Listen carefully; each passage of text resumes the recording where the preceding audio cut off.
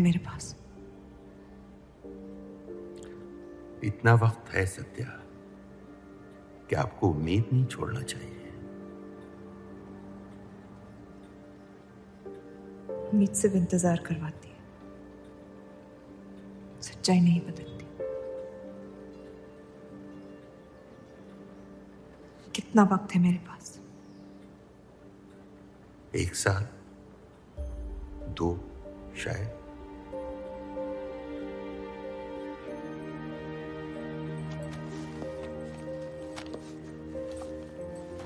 बेटा, इस हाल में तुम्हारे लिए सफर करना मुनासिब नहीं है। घर बैठी रहूंगी तो ठीक हो जाऊंगी।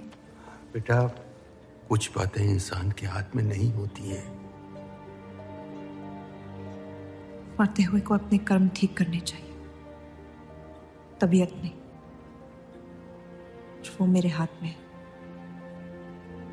अगर ये काम अपनी हयात में ना कर पाए तो मरने के बाद भी पछताऊंगी। मुझे ये अपने पति के लिए करना होगा। सत्या, हाथ में आ ही नहीं रही थी।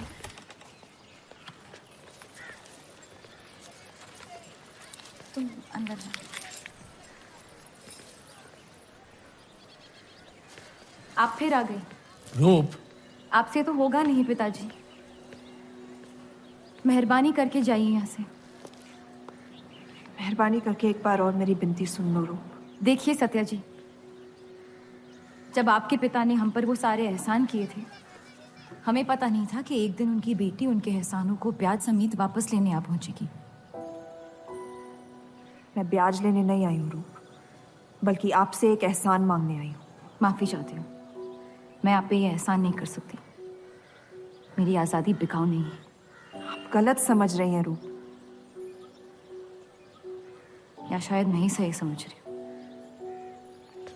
मैं आपकी जिंदगी से बस 1 साल मांग रही हूँ रूप, क्योंकि मेरी जिंदगी में सिर्फ 1 साल बचा है।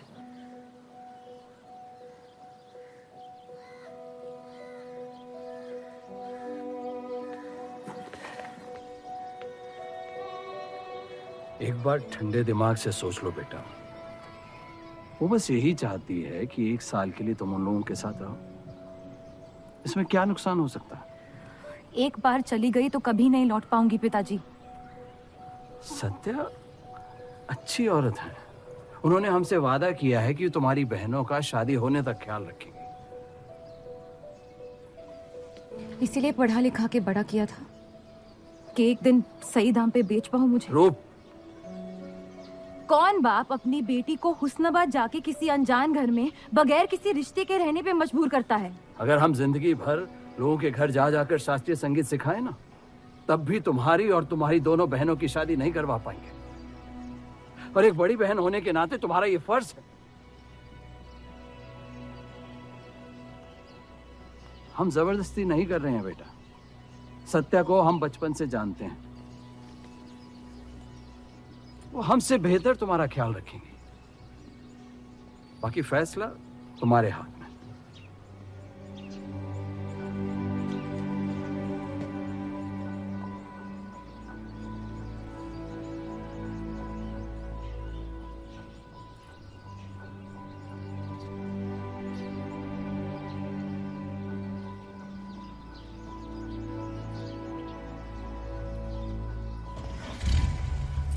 रुकिए।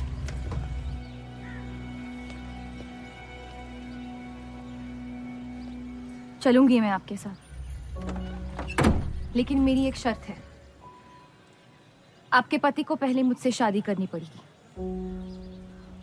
मैं उस घर में सिर्फ आपके पति की पत्नी बनकर आऊंगी, उपपत्नी।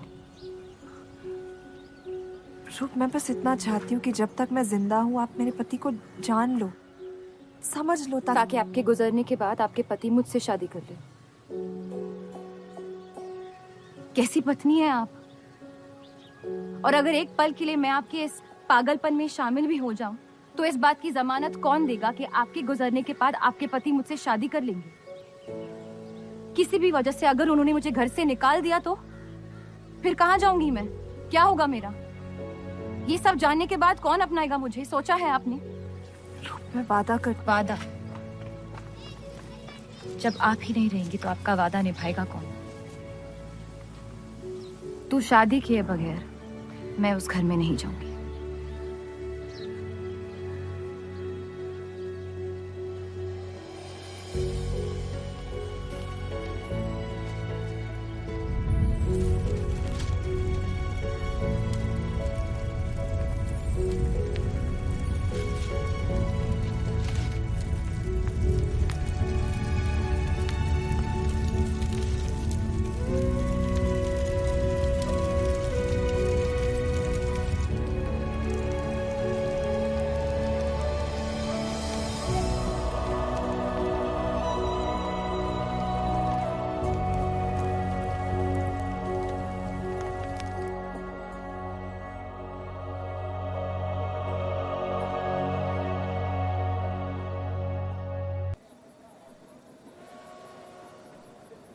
दो और लड़कियां बाहर भी के यहाँ गाना सीखने आई हैं। उनके सामने अपनी पतलून बंद रखना।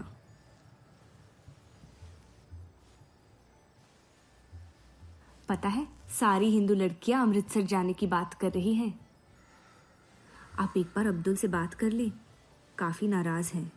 उस देव चौधरी ने लंदन से आते ही बंटवारे के खिलाफ आर्टिकल लिख दिया है। आज दूसरी शादी की उसने, दूसरी बीवी घर लाया है और लोग मुसलमानों को बदनाम करते हैं। देव चौधरी? हाँ मेरी जान, देव चौधरी। उसकी बीवी मर रही है और उसकी आखिरी ख्वाहिश थी कि देव दूसरी शादी कर ले।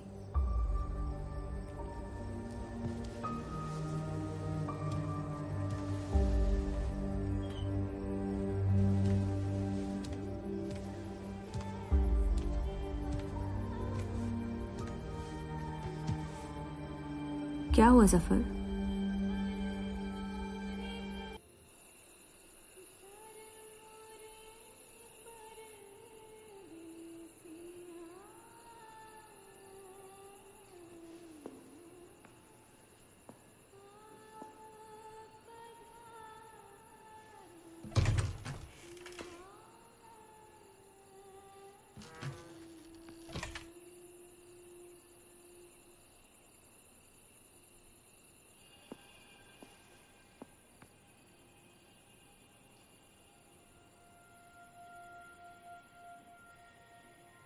मैं अपनी पत्नी से बहुत प्यार करता हूं। मैं नहीं जानता कि सत्या ने आपको ये शादी के लिए राजी कैसे किया, लेकिन मैंने ये शादी सिर्फ उसकी खुशी की खातिर की है। मुझे गलत मत समझिए, आपको इस घर में पूरी आबरू के साथ रखा जाएगा। इस रिश्ते में इज्जत होगी, प्यार नहीं होगा। आप मुझसे जितनी कम उम्मीद रखेगी, तकलीफ उतनी कम होगी। उम्मीद करता हूं कि आपका दिल मुझसे बड़ा हो और वक्त के साथ आप मुझे माफ करती रहे।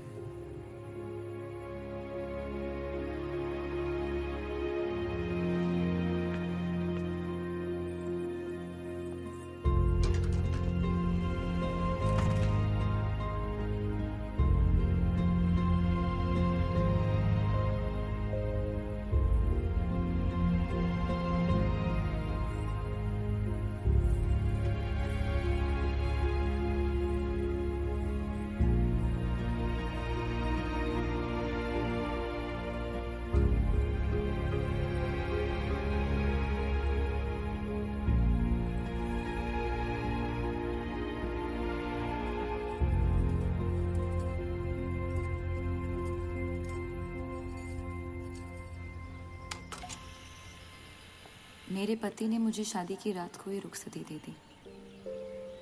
क्योंकि आपने एक ऐसे आदमी से शादी की जिससे आप कभी पहले मिली भी नहीं थी। बल्कि कई दिनों तक मैं जानती भी नहीं थी वो दिखते कैसे हैं। मेरे गुस्से में लिए गए एक फैसले ने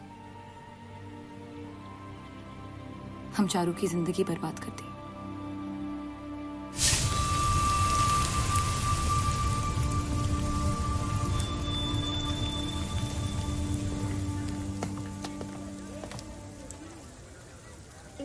ऐसे जफर मियां, अगर आपको अपनी तलवारों से इतना ही इश्क है तो लोहारों की लड़ाई में शामिल क्यों नहीं हो जाते?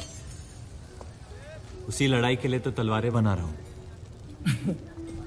बस इन्हीं तेज जुमलों से ना जीरा मंडी की औरतों के दिल काट रखे हैं आपने। कल मीटिंग में क्यों नहीं आए? एक और दिल कटने का इंतजार कर रहा था, उसे तोड़ना नहीं चाहता था।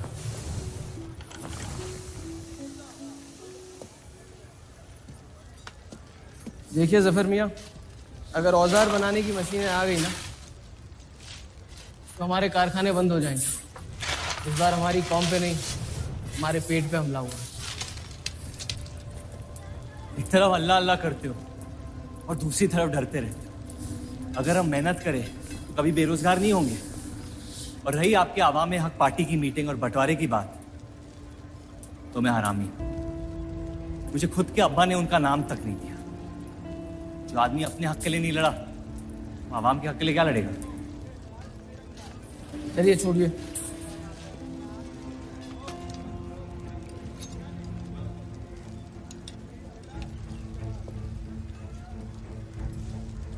मैंने कितनी बार कहा अब्दुल मियां, अगर आप सच में अपना नजरिया दुनिया तक पहुंचाना चाहते हैं तो बलराज चौधरी के न्यूज़पेपर से कोई बेहतर जरिया नहीं है।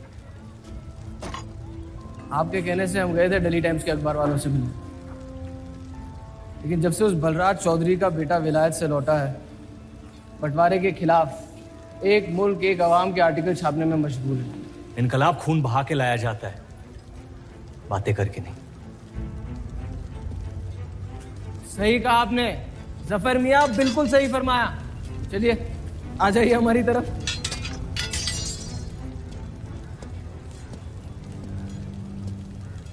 गलत ना समझे मुझे, भाई है आप मेरे, जान दे सकता हूं, लेकिन सिर्फ आपके लिए। बस मुझे इन चौधरियों के मसलों से दूर रखिए अब अब्दुल मियां।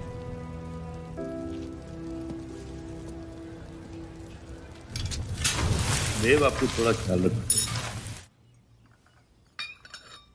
ये एक मुल्क एक आवाम का आर्टिकल लोगों को हजम नहीं हो रहा। धर्म के नाम पे अंग्रेज हमारे देश का बंटवारा कर रहे हैं, जिससे फ्यूचर में किसी का फायदा नहीं होगा। लेकिन उनके बिना हम अपना देश भी तो नहीं संभाल पा रहे। उसके बारे में क्यों नहीं लिखते हैं आप? वक्त के साथ हम सब सीख लेंगे, अगर साथ में रहे तो। इस मकसद का मसीहा तुम्हें किसने बनाया? मैं बस एक आवाज हूं जिसमें लोगों तक पहुंचने की ताकत है। या बहकाने की ताकत? या उन्हें सही राह दिखा रहा हूं, जिस सही राह में यकीन आप भी करते हैं, बस सियासत से डरते हैं। ये मत भूलिए कि हम यहाँ माइनॉरिटी हैं और मुस्लिम लीग दिन ब दिन ताकतवर होती जा रही है। आप अपने दिमाग से सोचें, दिल से नहीं। अगर मैं ऐसा कर पाता तो फिर बात ही क्या थी। कभी कभी दिमाग का दिल से हार जाना जरूरी होता है।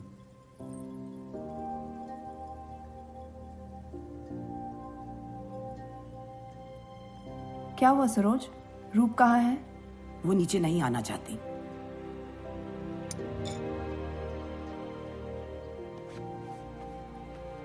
चलता हूं। कोई बात नहीं, उन्हें उनका नाश्ता कमरे में ही दे दे। जी। देव को हमेशा लगेगा कि मैंने उसके साथ ज्यादती की, लेकिन आपने जो किया है सही है। जिंदगी पर भरोसा रखिए। उसने जो उलझाया है वही खुद सुलझाएगी।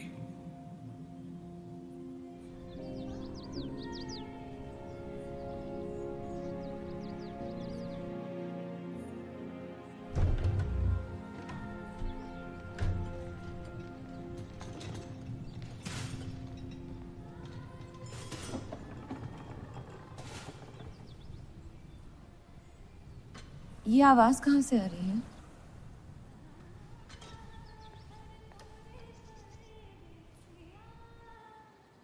बहार बेगम की हवेली से।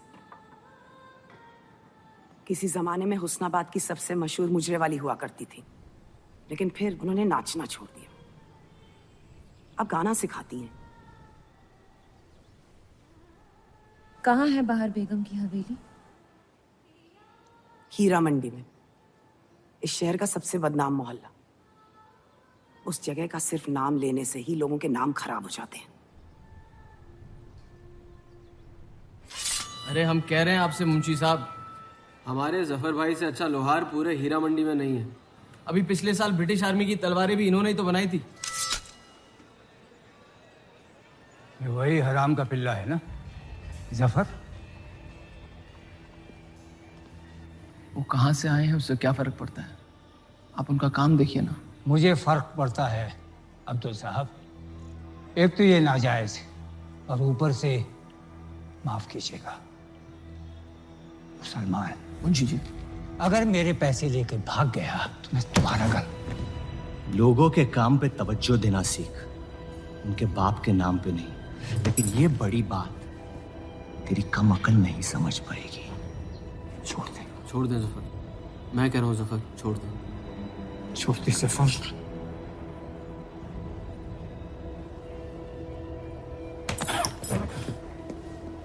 जफर! वो लिहाज तो है नहीं इन लोगों में।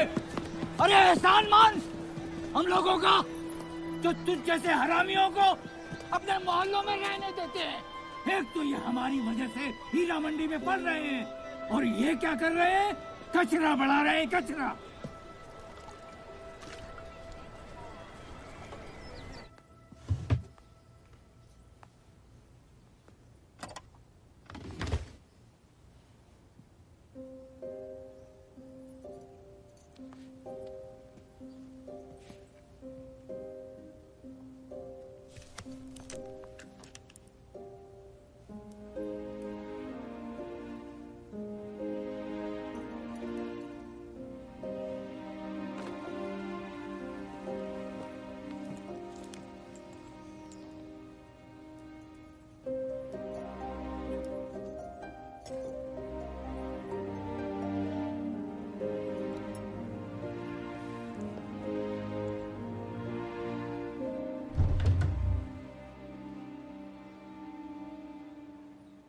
रूप,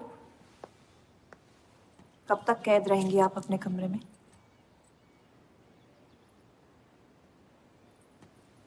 अब आप शादीशुदा है, आपकी भी कुछ जिम्मेदारियां हैं इस घर में।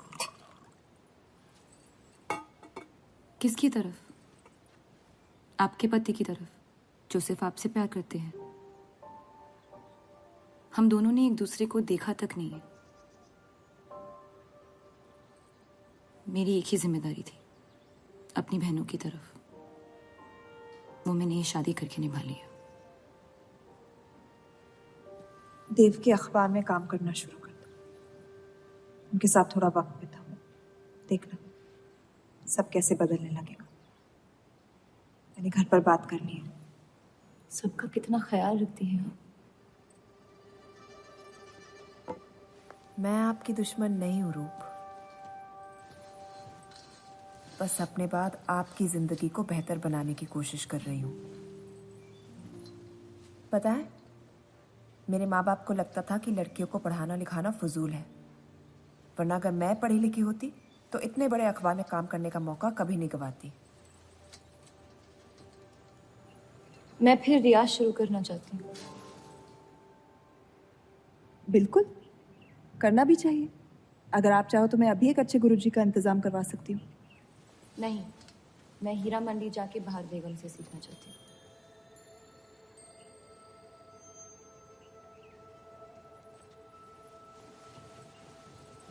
कम वक्त में काफी ज्यादा जान गई हैं शहर को आप, पर इस घर के उसूल को नहीं जानती। आप संगीत सीख सकती है, मगर हीरा मंडी कभी नहीं जा सकती। अगर मुझे हीरा मंडी जाने नहीं दिया तो फिर मैं अखबार के लिए भी काम नहीं करूंगी। मत करो, कैद कर लो अपने आप को अपने गुस्से में, लेकिन याद रखना अपनी किस्मत आपने खुद लिखी है, अपनी मर्जी से। अब यही आपकी जिंदगी है रूप, और जितनी जल्दी आप इस बात को समझ जाएंगी, बाकी जिंदगी उतनी जल्दी आसान हो जाएगी। आपका मेरी जिंदगी पे कोई हक नहीं है। आपका है।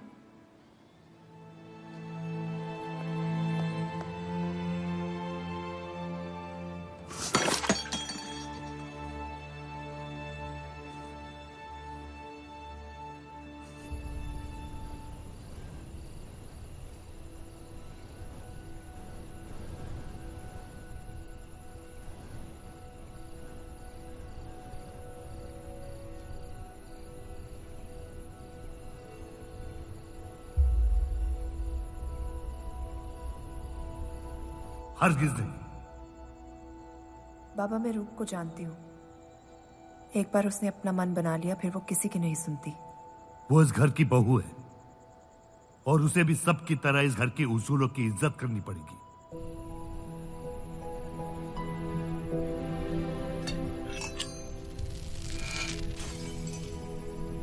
आपके कहने पर हमने उन गलियों की तरफ देखा तक नहीं, लेकिन हम रूप से ये उम्मीद नहीं रख सकते। इससे पहले वो कोई गलत कदम उठा ले, हमें उसे जाने की इजाजत दे देनी चाहिए। और यही एक मौका है देव और रूप को करीब लाने का।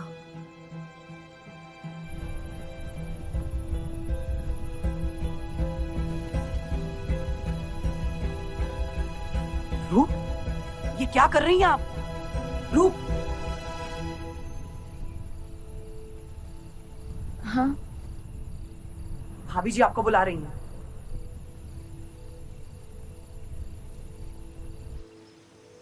मेरी जिद और उनके उसूल के बीच मेरी जिद जीत गई।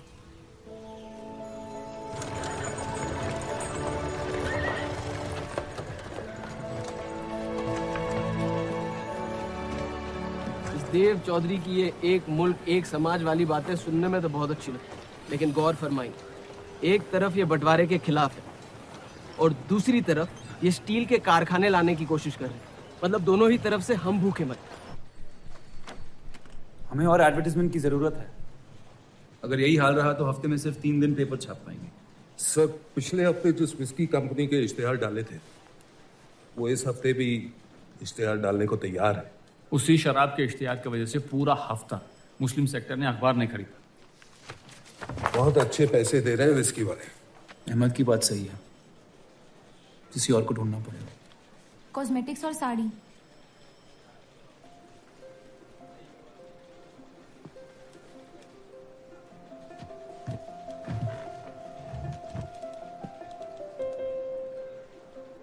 काजल और कपड़ों से तो किसी को एतराज नहीं हो सकता।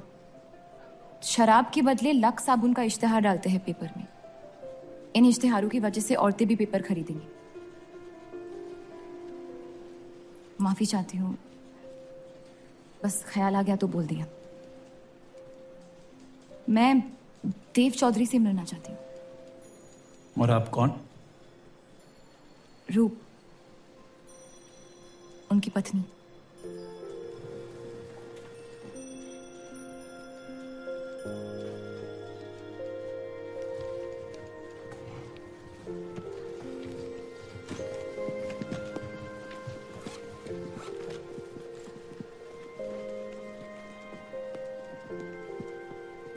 आनंद जी।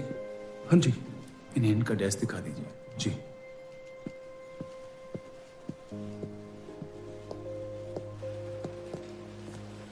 माई सेल्फ अनंत पाल। नमस्ते। वैसे ये कौन है?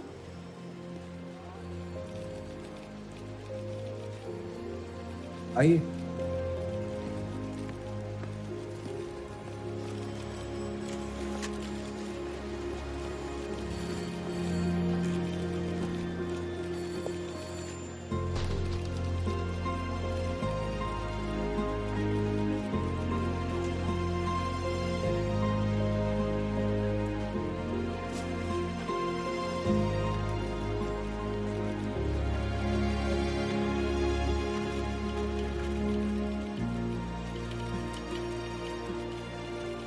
कमाल है, पति पत्नी एक दूसरे को जानते तक नहीं।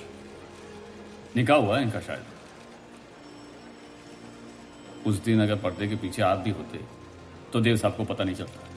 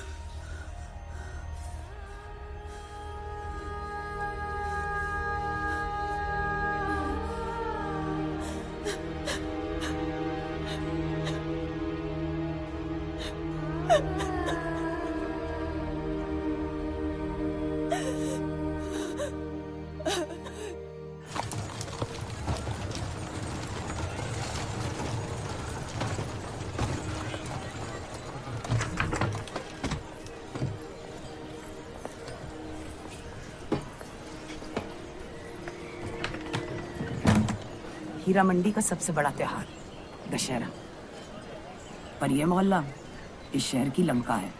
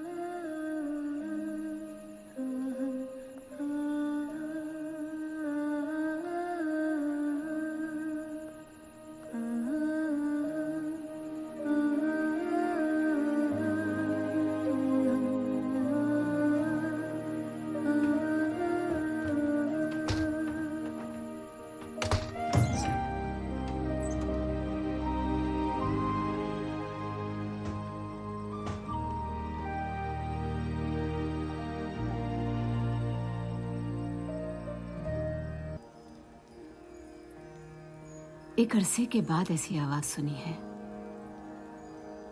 जिसमें दर्द भी है और सुकून भी। अपना फैसला बदलने के लिए शुक्रिया। अभी तो सिर्फ तारीफ की है, शुक्र बेइज्जती का करते हैं, क्योंकि असली काबिलियत उसी से मिलती है।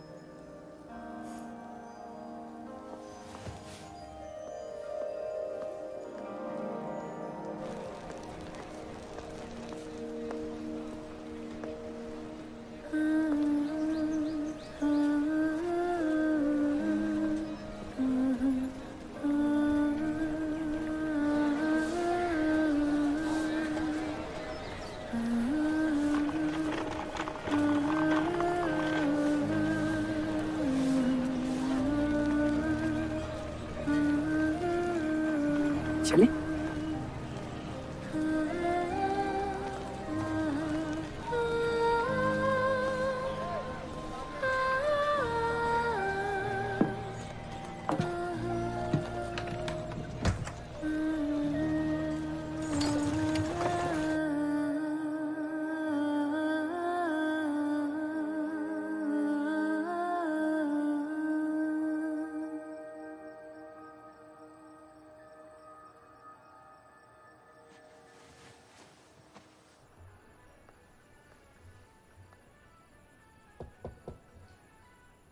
बोलिए।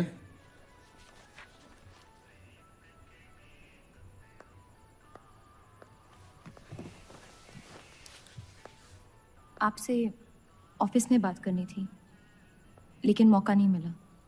किस बारे में?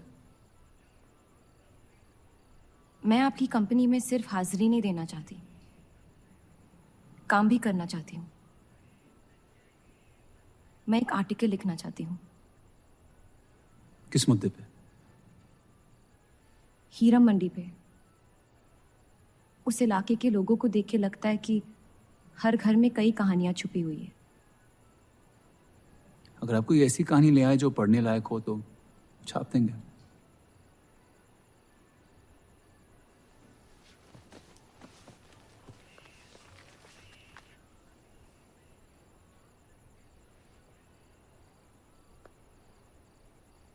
मैं जानती हूं हम दोनों इस रिश्ते में गिरफ्तार हैं, और इसमें मेरा हाथ भी है। बस आपको बताना चाहती हूँ कि मेरे आपसे या इस रिश्ते से कोई अरमान नहीं है। ये शादी नहीं, समझौता है, और आप जब चाहे इससे रिहा हो सकते हैं। मैंने कभी इस शादी को तोड़ने का जिक्र नहीं किया है, लेकिन आपके ख्यालात जान के खुशी हुई। शुक्रिया।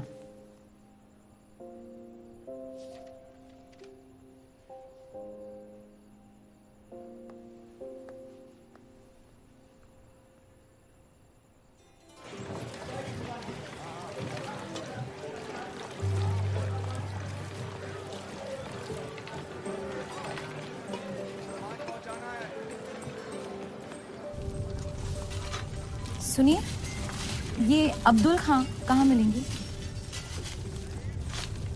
जफर भाई, अब्दुल मियां कहाँ है?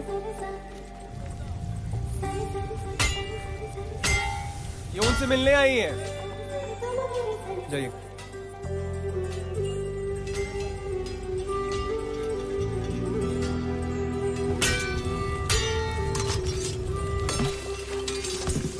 एक मुलाकात ने लौटने में मजबूर कर दिया। आइए, आज मन भर देता हूं आपका, लेकिन आपसे मेरा मन नहीं भरेगा। वक्त जाया हो जाएगा मेरा। मैं शादीशुदा हूँ। तो मुझे कौन सा निकाह पढ़ना था आपसे? मैं अब्दुल खान से मिलना चाहती हूँ। क्यों?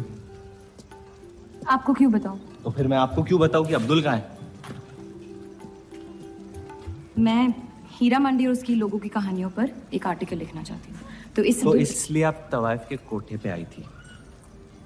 ये कोई तरीका है बात करने का? तवाइफ को ताजमहल कह दूंगा तो उसकी किस्मत नहीं बदल जाएगी। सारी औरतों को एक ही नजर से देखते हो? नजर तो एक ही रहेगी, लेकिन आप चाहें तो नजरिया बदल सकती है मेरा। मेरे ऐसे कोई शौक नहीं है। होंगे भी कैसे? अपनी शादी के हालात में गिरफ्तार जो है आप। लेकिन अगर आप चाहें तो आपके अधूरे अरमा पूरे कर सकता हूं। बहुत ज्यादा बदतमीज है आप। शुक्रिया। अब्दुल,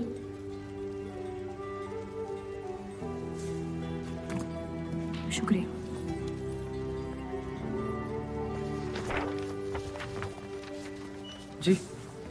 जी मैं डेली टाइम्स से हूँ। हीरा मंडी के लोग और माहौल के बारे में मैं एक आर्टिकल। Daily times. यहाँ का माहौल गर्म है, लोहार बेरोजगार है, और ये हक की लड़ाई अब बंटवारा करवा के रहेगी।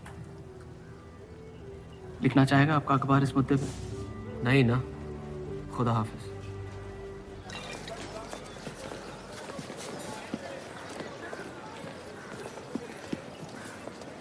क्या चाहिए?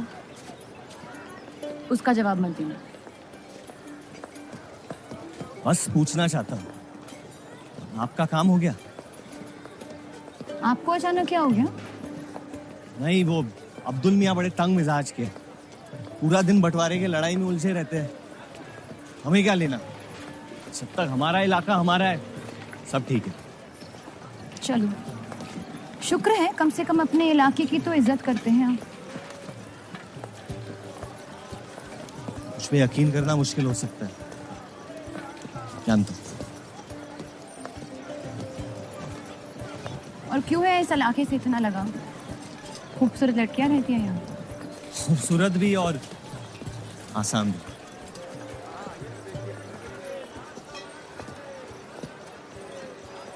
तकदीर ने मुझे आप फेंका। जिंदगी कुचलने ही वाली थी, लेकिन इस सड़क ने मुझे बचा लिया, चलना सिखा दिया। मेरी फतेह हो गई और नाम पड़ गया जफर। अब यही मेरा घर है। ये गलियां नहीं होती तो मेरी कोई पहचान नहीं होती।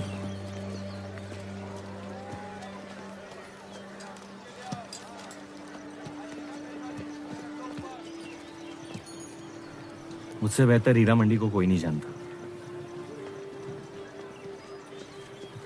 तो रुक। बहुत अच्छा है आपका, माशाल्लाह।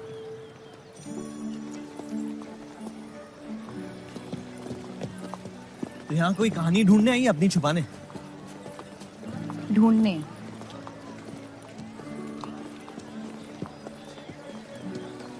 अपनी शादी में खुश हैं आप? आपने कहा था कि आप शादीशुदा है, खुशी का कोई जिक्र नहीं हुआ था। कोई तो हद होगी आपकी। हदें तो सरहदों की होती है, सोच की नहीं। और वैसे भी अगर सवाल उठाए मन में तो पूछ लेना चाहिए। कहानियां सोच सोच के वैसे ही आधी दुनिया पागल हो।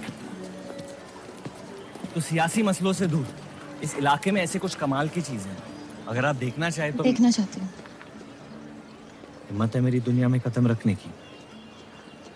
मेरे पास खोने को कुछ है ही नहीं। और वैसे भी आपसे तो बेहतर ही होगी आपकी दुनिया। ठीक है, तो अगले जुम्मे क्यों मिलते हैं? कलाम वादी। फिक्र ना करें, मैं इजाजत या कीमत के बगैर औरतों को हाथ नहीं लगाता।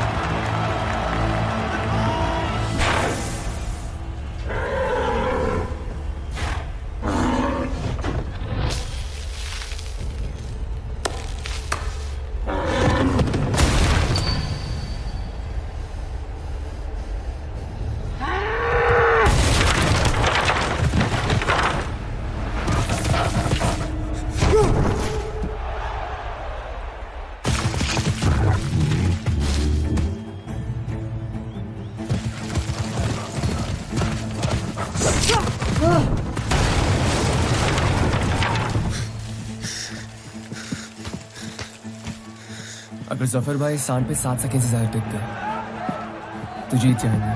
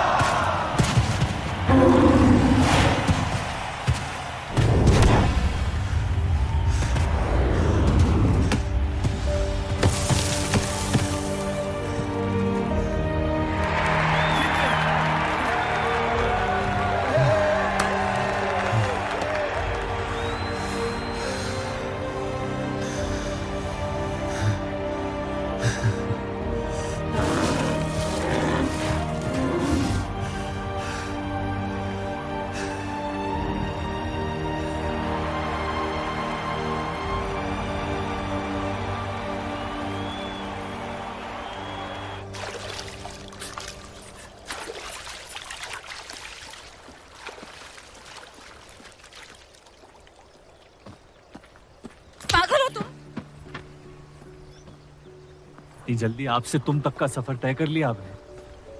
क्यों बुलाया मुझे यहाँ? आप कहानी ढूंढ रही थी, मैंने आपको एक किस्सा दिखा दिया। डर गई?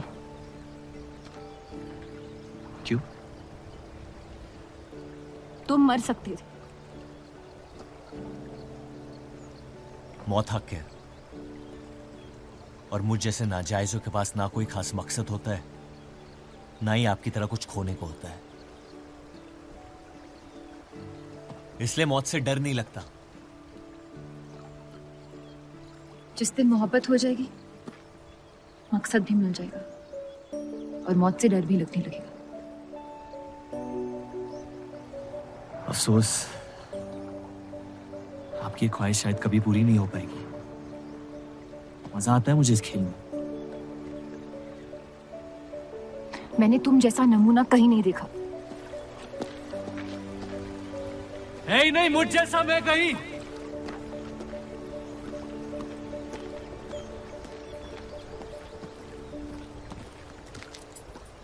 ये वही जर्नलिस्ट लड़की है ना? इसे तो छोड़ दे। एक दिन छोड़ दूंगा। अच्छी लड़की है बेचारी। जरूरत से ज्यादा, इसलिए शायद बुरे ख्यालात भी नहीं आते इसके बारे में। सुना है शादीशुदा है। आप जानते हैं ना आप क्या करें?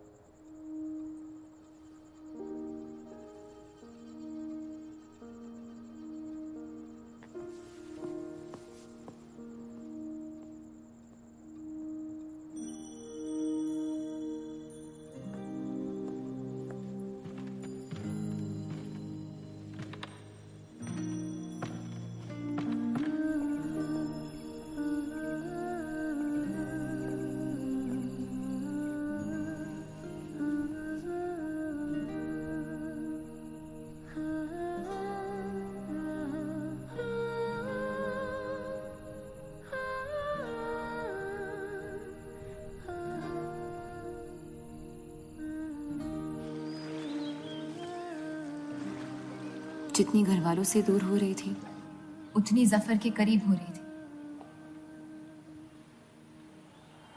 दुनिया के लिए जफर बस एक पहेली था, लेकिन उसको सुलझाने में मैं उलझ रही थी। वो तूफान की तरह मेरी जिंदगी में आया और मैं उम्मीद की तरह उसके साथ बह गई। तुम्हें पता है, लाहौर का पुराना नाम लोहावर था, यानी लोहारों का शहर। इस जगह की पहचान उसके लोहारों से है। अंग्रेज यहाँ पे मशीन लाना चाहते हैं जिससे सारे लोहार बेरोजगार हो जाए। मुझे समझ नहीं आता। छापने लायक नहीं है।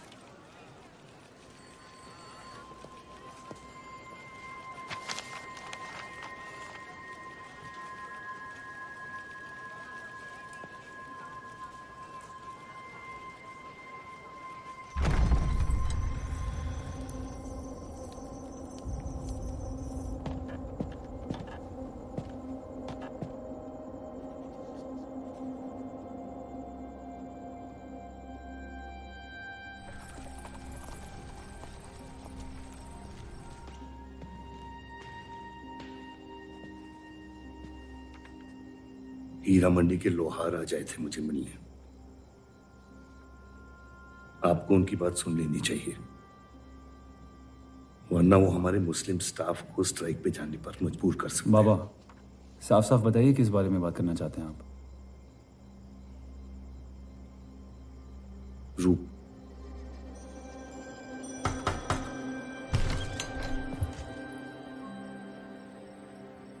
तवाइफे आजकल घर तक आती है मुजरा करने। माफी चाहते हैं, हम गलत पते पे आई है। रूप को बख्श दे जफर। कब तक असलियत से मुंह फेरते रहोगे? जब तक असलियत जिंदा रहे। आप ही से सीखा है। आपको अचानक रूप की इतनी फिक्र क्यों हो रही है? इस सब में रूप की कोई गलती नहीं है। इस सब में मेरी भी कोई गलती नहीं थी।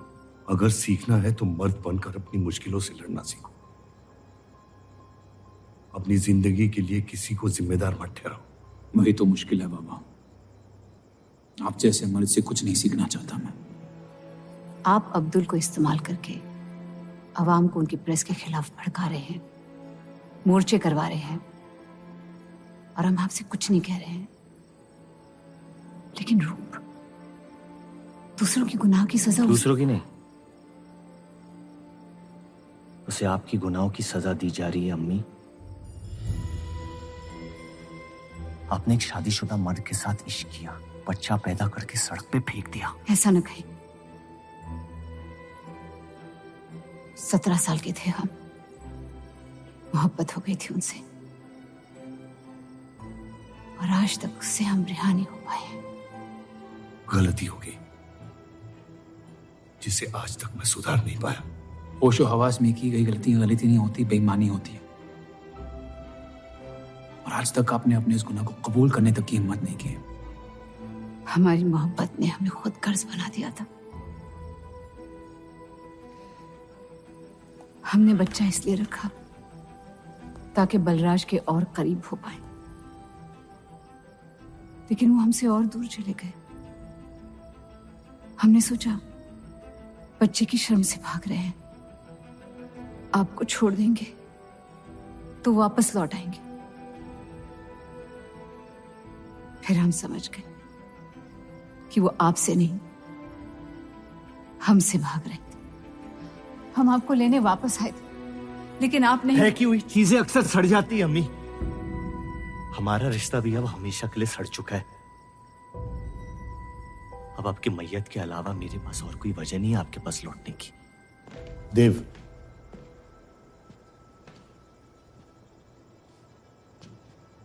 बस एक बात कहना चाहता हूं।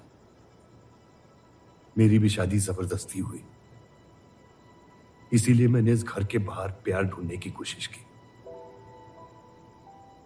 कहीं रूप के साथ ऐसा ना हो जाए।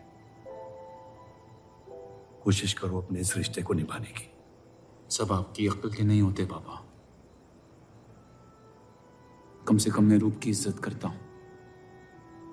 आपने मां की कभी इज्जत नहीं की, और उसकी पूरी जिंदगी ये सोचने में निकल गई कि शायद उनमें कोई कमी थी। आपके बच्चे तक को कबूल करने को तैयार थी।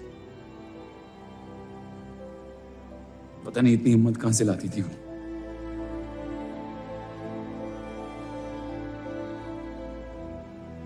अगर आप मान जाते तो हमारा घर बिखरने से बच सकता था, लेकिन आपका घमंड आपकी गलतियों से भी बड़ा था।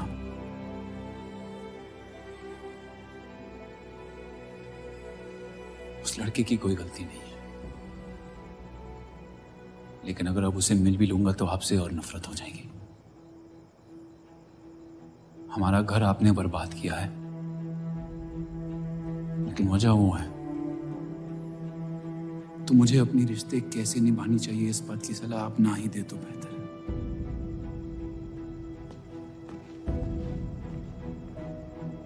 बलराज चौधरी ने अपने जायज बेटे को मेरे हिस्से की दौलत, शोहरत और इज्जत दे दी, तो बदले में मैं उसके बहू को छीन लूंगा, और मेरे पास कुछ खोने को तो है नहीं। हरामियों का कोई वजूद नहीं होता, उनका कोई ईमान नहीं होता, किसी को उनकी जरूरत नहीं होती है। यही सुन सुन के बड़ा हुआ हूं मैं। लेकिन अब बस, जिस लड़की को वो अपना घर आबाद करने के लिए लेके आए थे, उसी लड़की से मैं उनका घर बर्बाद कर दूंगा। फिर क्या होगा? ये सब करने से आपको अपने अब्बा, अपना बचपन, अपनी इज्जत, अपना हक वापस मिल जाएगा। अपनी आंखों से नफरत हटाएं, फिर उस लड़की की मोहब्बत देख पाएंगे आप। इंतकाम की आग ने आपको अंधा बना दिया है। अपने अब्बा को बर्बाद करने के तैश में आप खुद को बर्बाद कर रहे हैं। मंजूर है, सब कुछ फना कर दूंगा।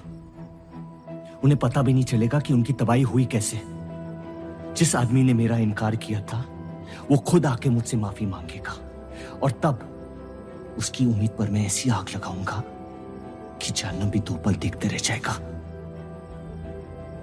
उसे अपनी कर्मों की सजा मिलकर रहेगी, और उसके बदले में अगर मेरे कर्म बिगड़ जाए तो वो भी मुझे मंजूर है। अम्मी,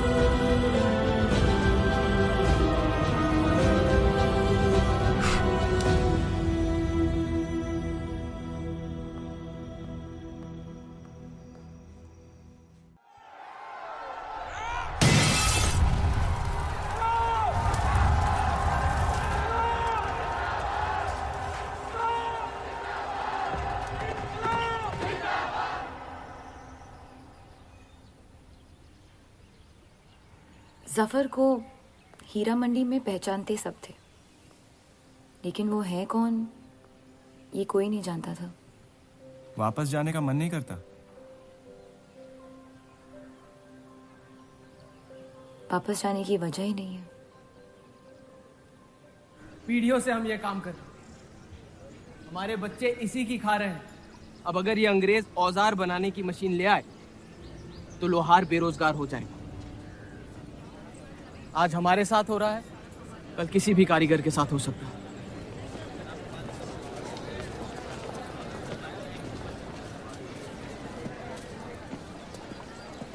आपके कहने पे हमने चौधरी की फैक्ट्री से भी कारीगर बुलाए थे। को लगता है बात चौधरी तक पहुंचेगी और वो हमारा सपोर्ट करेंगे। उसके पेपर के आवाम हक पार्टी से दुश्मनी पुरानी है। बलराज चौधरी जैसे लोग कभी कभी अपने मजहब को अपना मकसद समझ लेते। सही कहा आपने। अगर वो अपने मजहब के लिए लड़ सकते हैं तो हम क्यों नहीं? ये लड़ाई इंसाफ की नहीं, हक की।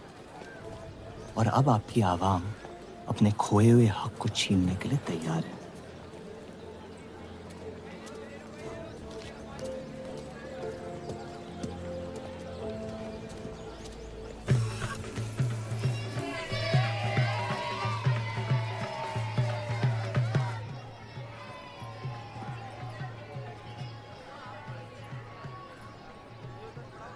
सत्या चौधरी मरने वाली है। गुजरने वाली, कैंसर की बीमारी से।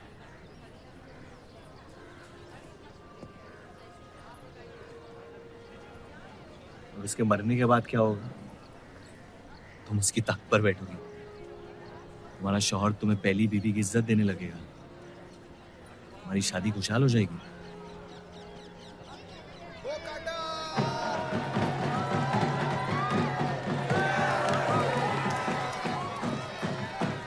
ये त्योहार बहुत पसंद हुआ करता था मुझे। फिर क्या हुआ?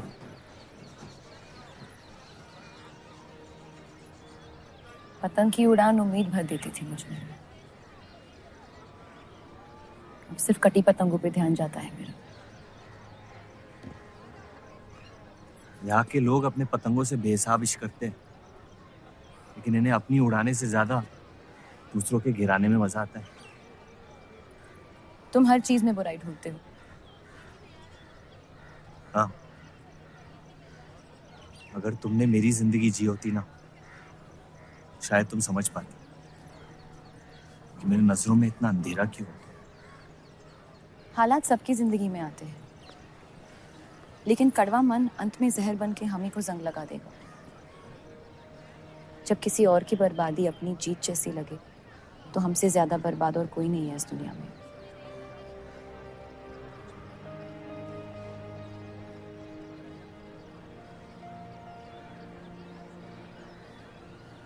तुम्हें कभी प्यार हुआ है?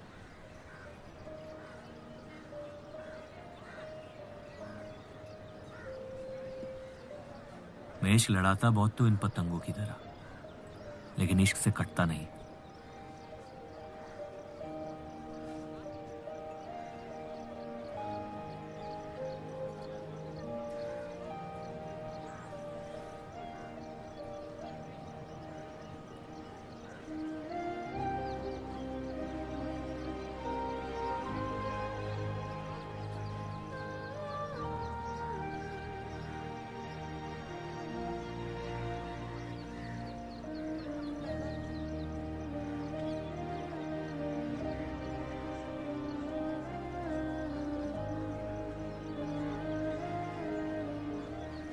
निकलना चाहिए, वरना ये शाम हमसे आगे निकल जाएगी।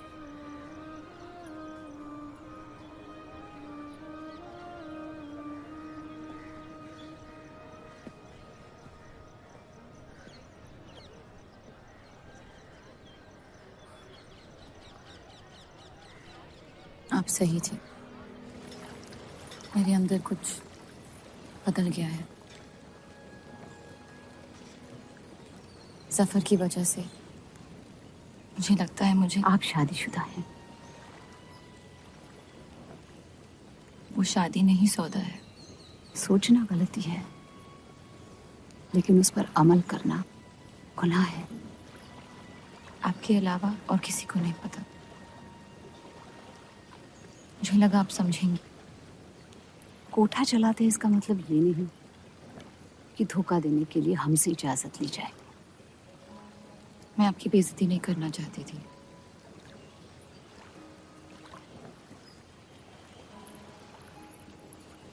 आपके शौहर अच्छे इंसान हैं।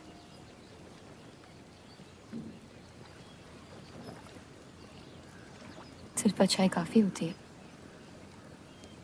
पूरी जिंदगी बिताने के लिए।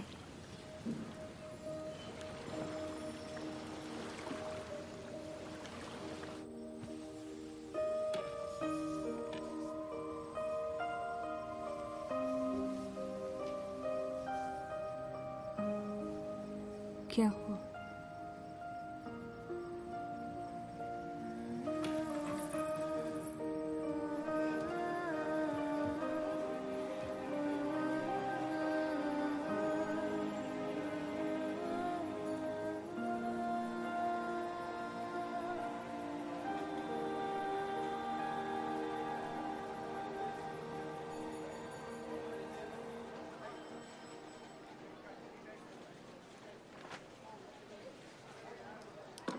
मुझे कुछ वक्त चाहिए सोचने के लिए।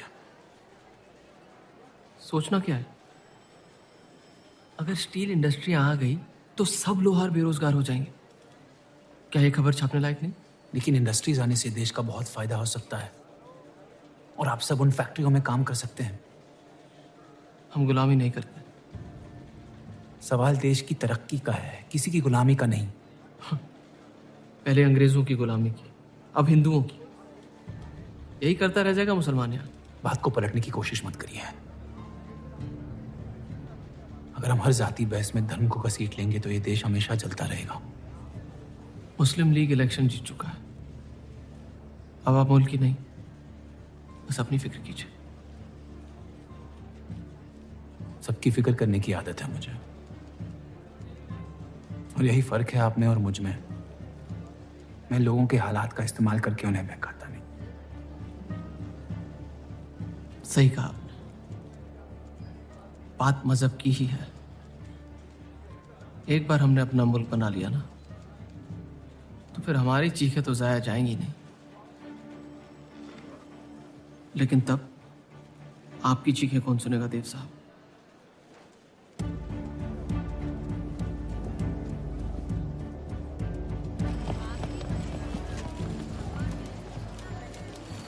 ये देव चौधरी की तीसरी बीवी है।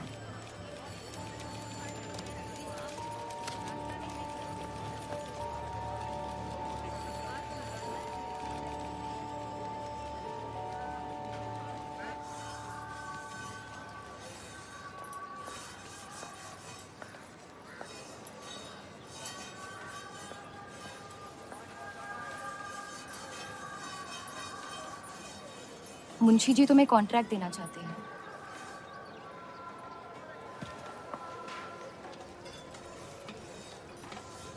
और बदले में तुमने उन्हें क्या दिया? सिर्फ हिंदू होने की वजह से तुम्हारी बात मान ली उन्होंने? मैं खैरात नहीं लेता। मैं मदद कर रही हूँ, खैरात नहीं। और मैंने मांगी थी मदद आपसे। जैसा हूं ठीक हूं। हर चीज में बुराई क्यों ढूंढते हो? अच्छाई से डर लगता है। उसे अक्सर बदले में कुछ चाहिए होता। मैंने तुम्हारी जमानत ली है। मुंशी जी को समझाया कि हीरा मंडी तुम्हारा घर है और बदले में मुझे कुछ नहीं चाहिए।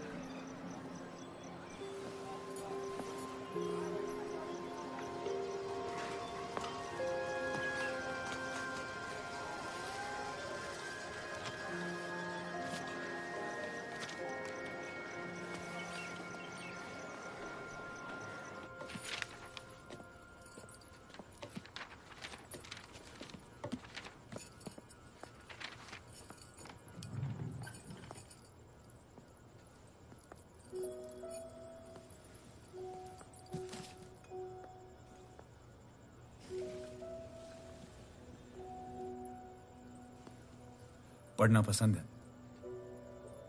बहुत। आपको? बहुत। वो कैबिनेट मिशन का आर्टिकल बन गया? नहीं, कुछ बात नहीं बन रही है। शायद वो हमारा आखिरी आर्टिकल हो जिससे आप एक मुल्क एक अवाम की सोच को आगे बढ़ा सके।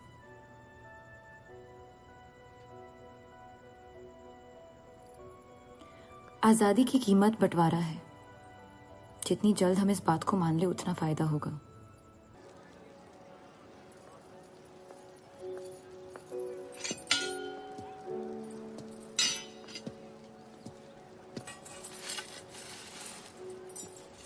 मुझे देख के रास्ता क्यों बदल देते हो?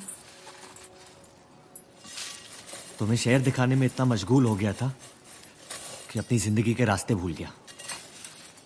मैं हुस्नाबाद छोड़ के जा रही हूँ।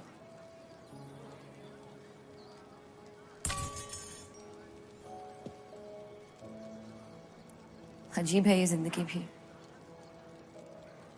पहले मुझे यहाँ आना नहीं था और अब यहाँ से जाना नहीं है। मुझे यकीन है कि तुम्हारे शौहर जहाँ तुम्हें लेके जाएंगे तुम वहां खुशी ढूंढ लोगी। मैं उनसे प्यार नहीं करती, ना ही वो मुझसे करते हैं।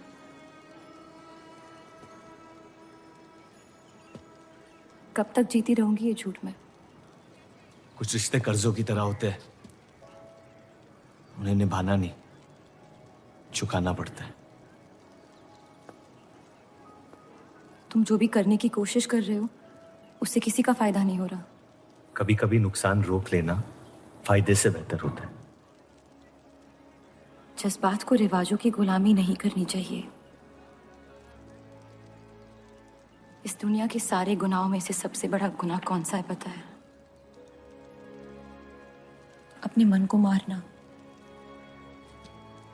मेरे मन में तुम्हारे लिए कुछ नहीं है रूप। मुझे तुम पे यकीन क्यों नहीं होता? क्योंकि तुम यकीन नहीं इश्क करना चाहती हो। बर्बाद हो जाओगी। दर्द के अलावा कुछ नहीं दे सकता मैं तुम्हें। मंजूर है। तुम जानती नहीं मुझे, मेरी जिंदगी को, या उस वजह को जिस वजह से मैं तुम्हारे करीब होना चाहता था।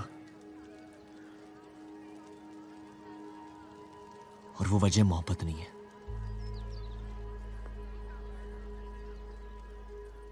प्यार ना करने की 1000 वजह मिल सकती है डर के बाजार में,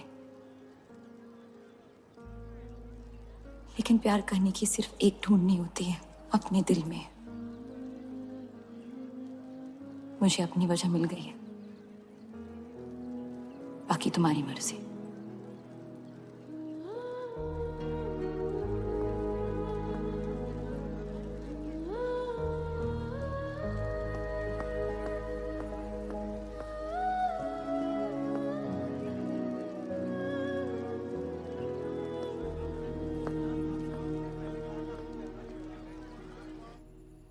आप लोगों को जल्दी हुस्नाबाद छोड़ने की तैयारी करनी चाहिए। मैं आपके बगैर कहीं नहीं जाऊंगा।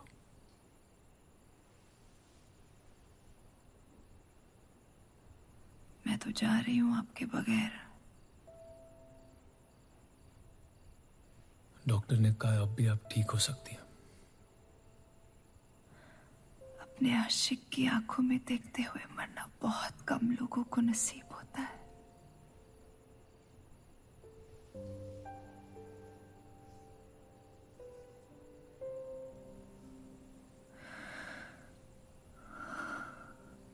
सुकून के आंसू है, बह जाने दीजिए। मेरा सुकून तो लेके जा रही है आप। अब क्या करूंगा जिंदगी का मैं?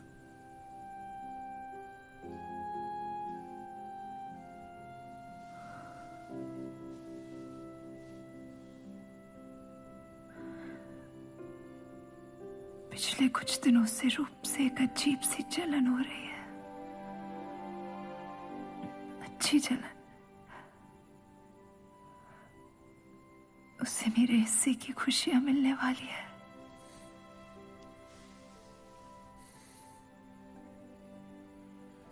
आपकी जगह कोई नहीं ले सकता। मैं उसे अपनी जगह देना चाहती हूँ।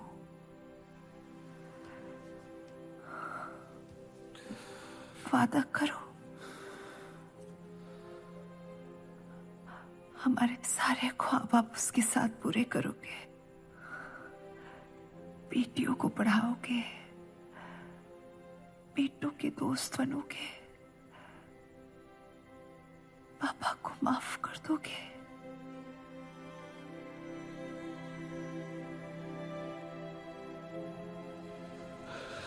मुझे मत छोड़ो सत्या, रुक जाओ।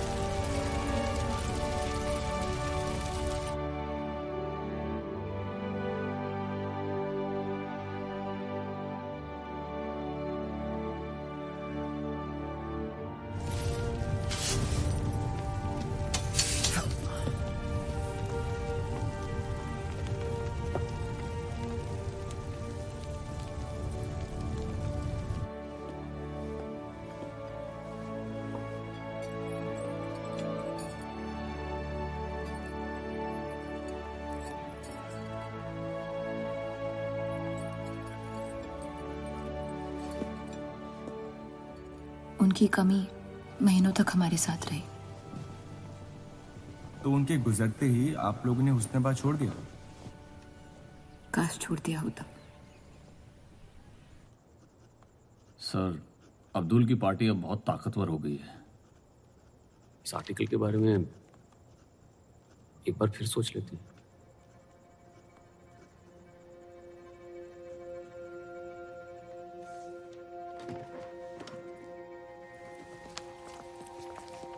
ईद मुबारक। आपको भी।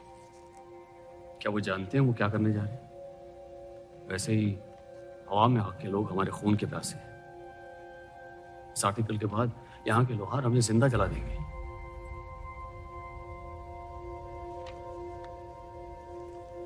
खुदा हाफिज़।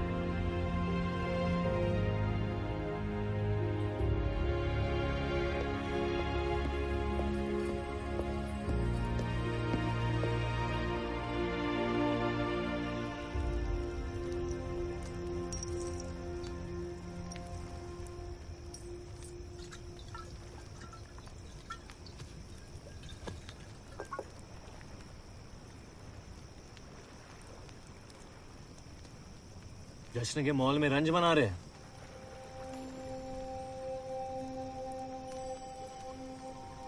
किसने कहा मैं रंज बना रहा हूं? जश्न में लोग मिलकर शराब पीते हैं। तनाश शराब रंज में पी जाती है।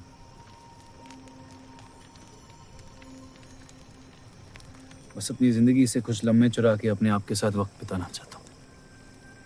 लोगों की तरस से भरी आंखों से थक गया हूं। मैं भी।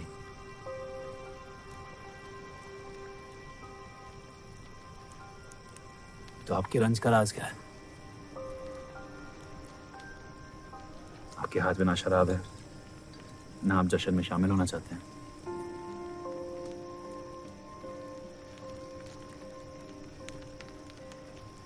अनजानों को राज बताना बहुत आसान होता है। मन भी हल्का हो जाता है और इज्जत भी बनी रहती है। मुझे इश्क हो गया है शादीशुदा लड़की से। देंगे? मुसलमान हूं। ईद मुबारक। शुक्रिया। और वो इश्क करती है आपसे?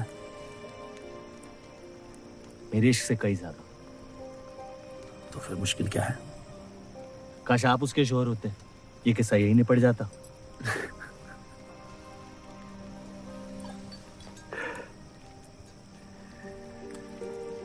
एक बार बात तो करके देखें।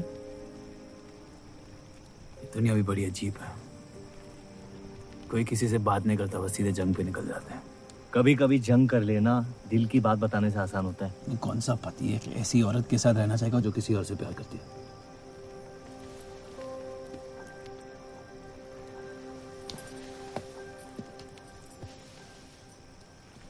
लेकिन इसमें एक और राज है। वाह वाह, मैं कहानी सुनने आया था, आपने कटहरा खड़ा कर दिया। मसला ये है कि मैंने उसे सिर्फ आधे सच बताए। तो पूरे बता दो। इतना आसान नहीं है। अक्सर इतना ही आसान होता है।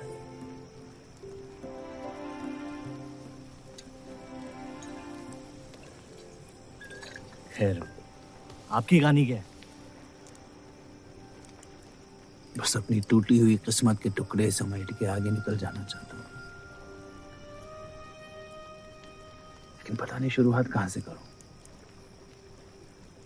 पहला टुकड़ा जिस जख्म से हुआ उसे ढूंढिए, बाकी टुकड़े अपने आप मिल जाएंगे।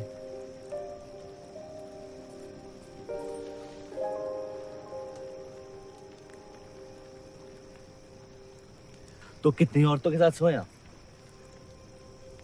ये कैसा बेहुदा सवाल है? मतलब एक 18 साल की उम्र में शादी होती, आप कितनी लड़कियों के साथ सोए हैं? उतनी गिनती नहीं आती है मुझे।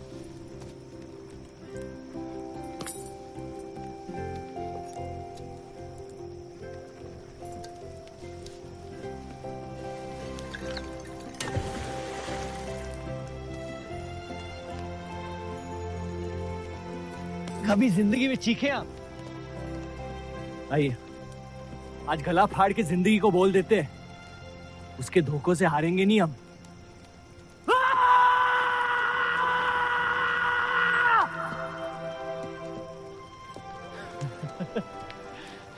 आइए, कसम से कह रहा हूं रिहा हो जाएंगे आप।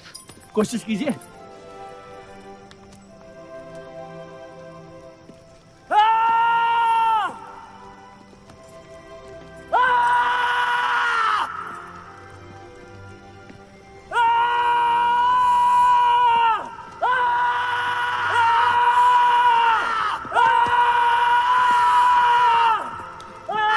बस बस बस।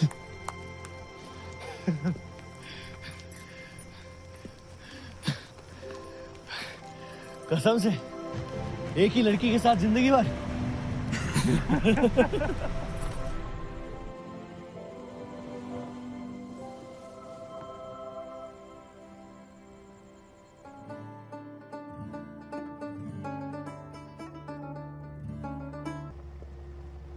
अगर मेरे बर्ताव से आपको कोई तकलीफ पहुंची हो तो माफी चाहता हूं।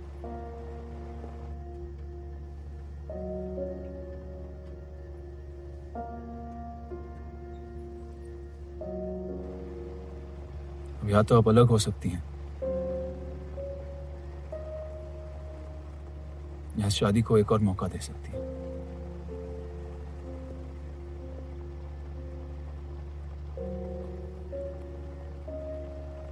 आप जो फैसला लेंगी मुझे मंजूर है।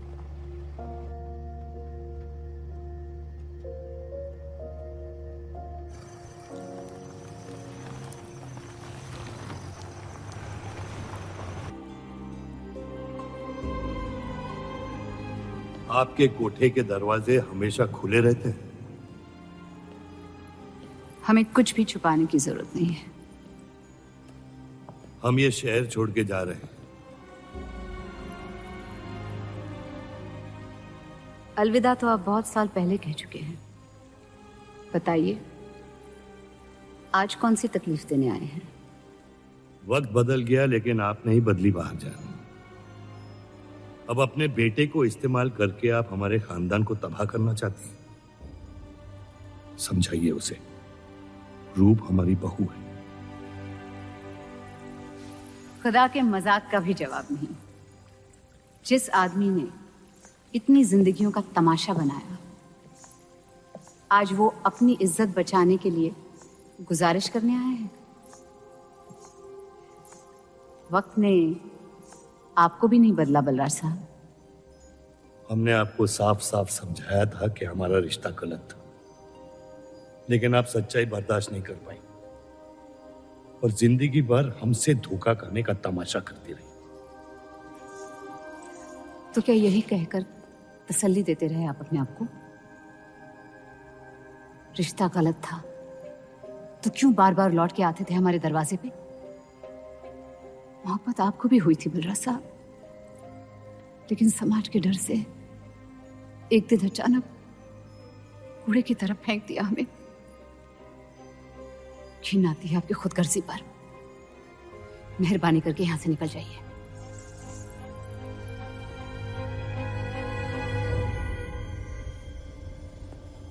वाह, क्या रहमत बरसाई है खुदा ने मुझ पे आज। बरसों बाद अम्मी को मिलने आया था, साथ में अब्बा भी मिल गए। एक तरफ बहार बेगम जिसने मुझे फेंक दिया और दूसरी तरफ बलराज चौधरी जो कल तक मुझे कबूल नहीं कर रहा था और आज मुझसे भीख मांगने आया है। क्या चाहते हो तुम? कि हम तुमसे अपने खानदान की इज्जत की भीख मांगे? छोड़ दो उन्हें। लेकिन वो काम तो आपका है, अपनों को छोड़ देना। आपको क्या पता है खानदान क्या होता है? वैसे भी माशाअल्लाह सिर्फ अल्लाह जानते कि मेरे कितने भाई बहन घूम रहे हैं। मेरा सिर्फ एक खानदान है जिसे मुझे तुम दोनों से बचाना है। तो फिर कह दो अपनी बहू से कि मुझसे इश्क करना छोड़ दे।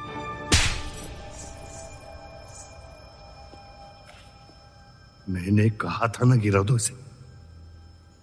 इसकी पैदाइश ने हमारे रिश्ते का कत्ल कर दिया।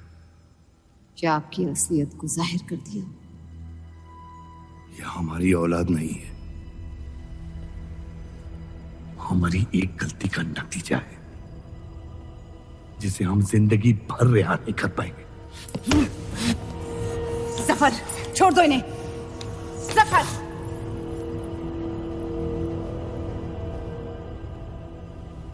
हमारे साथ जो भी करना है कर लो, लेकिन हमारे गुनाहों की सजा हमारे बेटे को मत दो।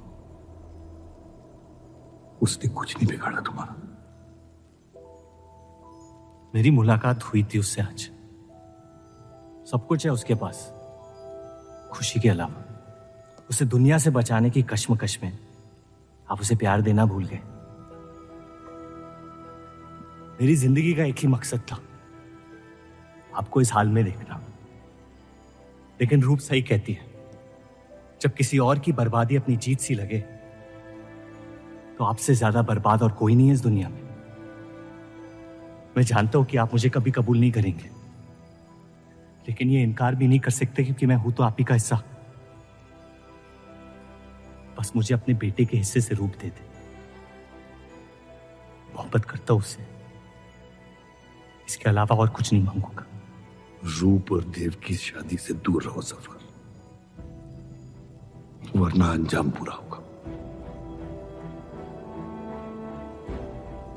रूप की मोहब्बत मेरा हक है, जिसके मालिक आप नहीं हैं, और ये हक मैं लेके रहूंगा।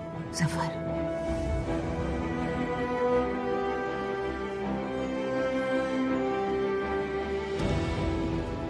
हम जानते हैं कि आप हमारी किसी भी बात पर राजी नहीं, लेकिन इस बार आप जानती हैं कि हम सही हैं।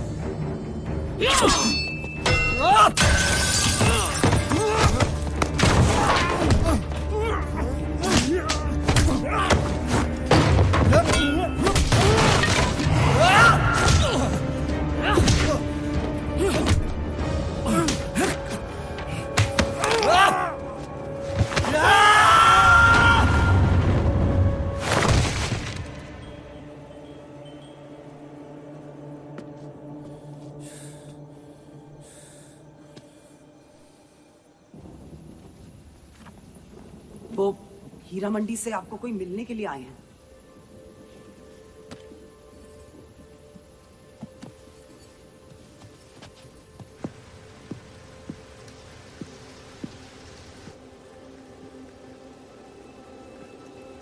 क्या हुआ मियाँ?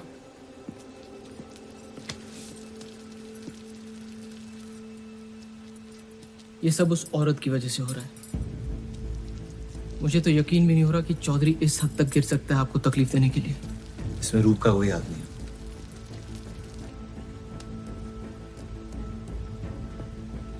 इश्क का अंधापन अक्ल के दरवाजे बंद कर देता है। आपको दिखाई नहीं दे रहा चौधरी आपके साथ क्या खेल खेल रहा है, लेकिन मैं अंधा नहीं हूं। आप चाहें तो उसे माफ कर दीजिए, लेकिन अब आपका बदला उस औरत से मैं लूंगा।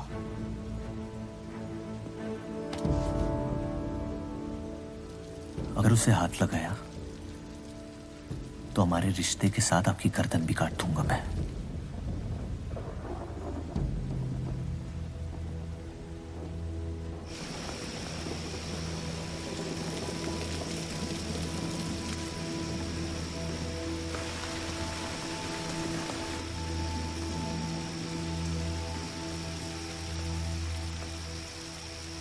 मोहब्बत अक्सर गलती करवाती है, कहा था हमने। आप गलत समझ रही हैं।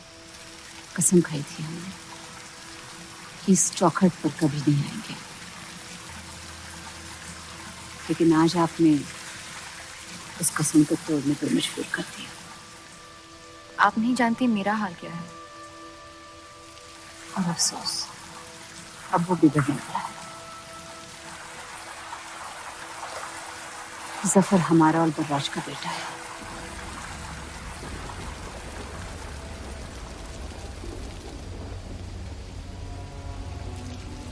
उसने आपका इस्तेमाल किया है इस घर को बर्बाद करने के लिए। वो मोहब्बत करता है मुझसे, देखा है मैंने उसकी आंखों में। शुरुआत से झूठ बोला उसने आपसे। उसने अपने हालात में कुछ गलतियां की होगी, लेकिन हमारी मोहब्बत सच्ची है। पढ़ी लिखी हैं आप, अक्लमंद हैं। हीरा मंडी का लड़का है वो। उसकी जिंदगी में बिस्तर के बाहर किसी भी औरत की कोई कीमत नहीं है। और आपसे तो हम बिस्तर भी नहीं होना चाहता था।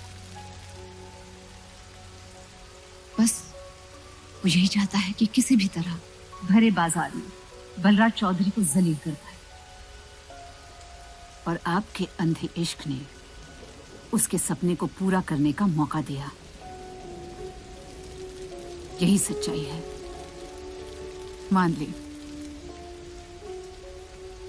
अगर आप अपने शौहर को छोड़ के उसके पास भी चली जाती तो वो आपको कबूल नहीं करता। मोहब्बत उससे करते हैं जो आपकी इज्जत कर सके, आपसे आपकी मोहब्बत से ज्यादा मोहब्बत कर सके। रूप, आप उसका इश्क नहीं, इंतकाम है, और वो सिर्फ अपने इंतकाम से मोहब्बत करता है।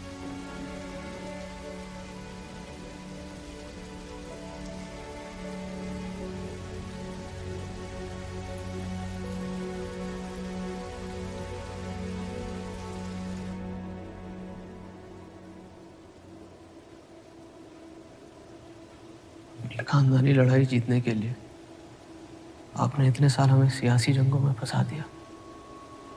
सही कहते हैं सब, हरामियों का कोई ईमान नहीं होता।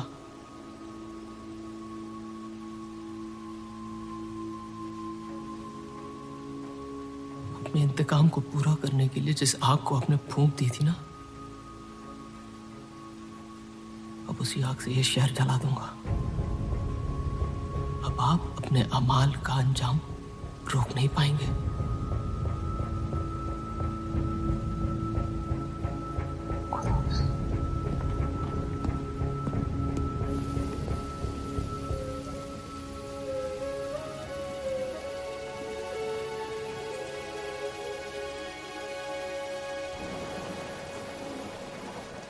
जरूरी था। जफर हमसे नफरत शुरू से करते हैं। थोड़ी और कर लेंगे, लेकिन इस तरह उनकी जान तो बच जाएगी।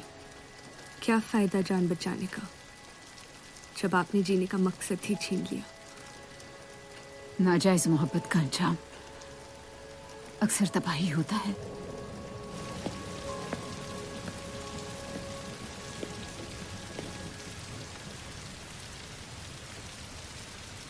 जफर नाम है उसका, तुम्हारा भाई, जिसे तुम ईद के दिन पे मिले थे।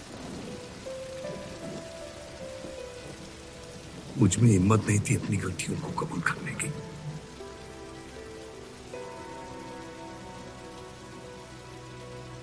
माफ कर दो मुझे।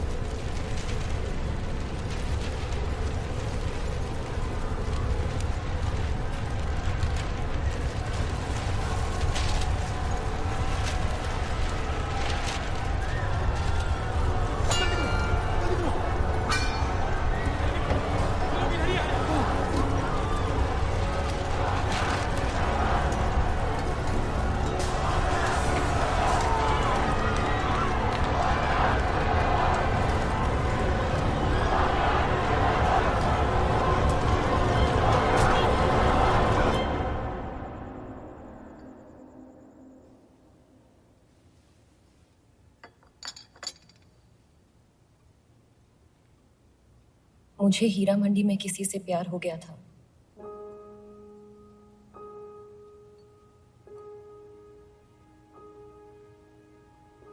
आपने शुरुआत से मुझसे सच कहा है। अब जब हम इस शादी को ठीक तरह से कायम कर रहे हैं, मैं आपको अपना सच बता देना चाहती हूँ।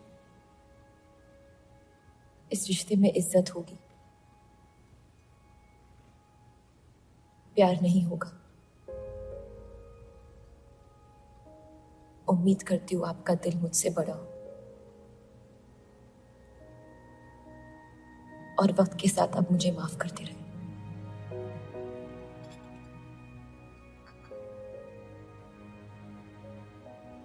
आप किसी से प्यार करती थी?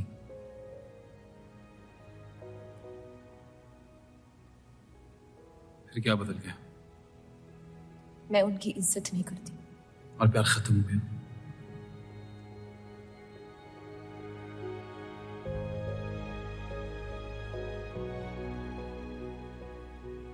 आपने कहा आप इस रिश्ते को कायम करना चाहती हो, अब क्यों?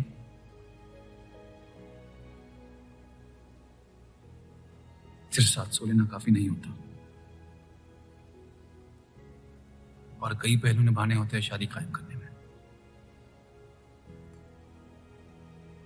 मैंने सत्या से हमेशा कहा था, जबरदस्ती बनाए रिश्तों का अंजाम कभी अच्छा नहीं होता। उसकी खुशी की खातिर अपनी कुर्बान कर दी मैंने, और कहीं आपकी खुशियों का भी कत्ल हो गया, इसके लिए मैं बहुत शर्मिंदा था।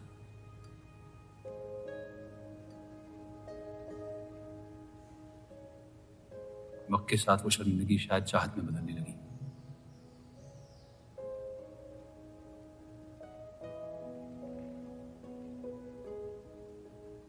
आपकी पूरी जिंदगी आपके सामने बाकी है।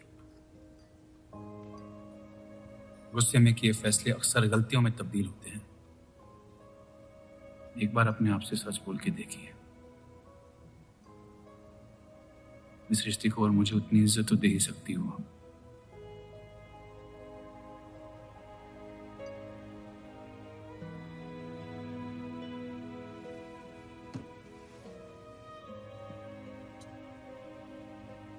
पति पत्नी का रिश्ता रिवाजों से नहीं,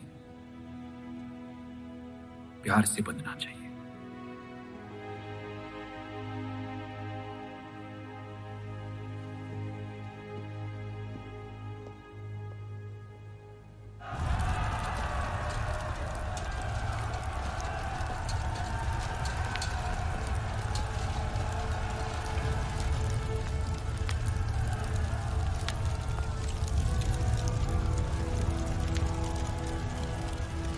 देव चौधरी ने हमारे खिलाफ फैसला ले लिया है। मैंने भी एक फैसला लिया, इन चौधरियों को खत्म करने का। सोच लीजिए, अब जो हमारे साथ नहीं वो हमारा दुश्मन है।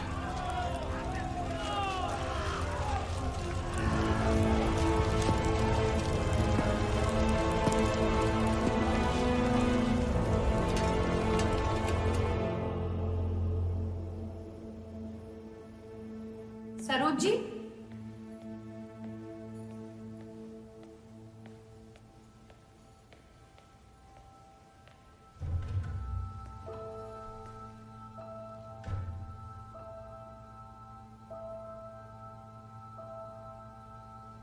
सरोज जी,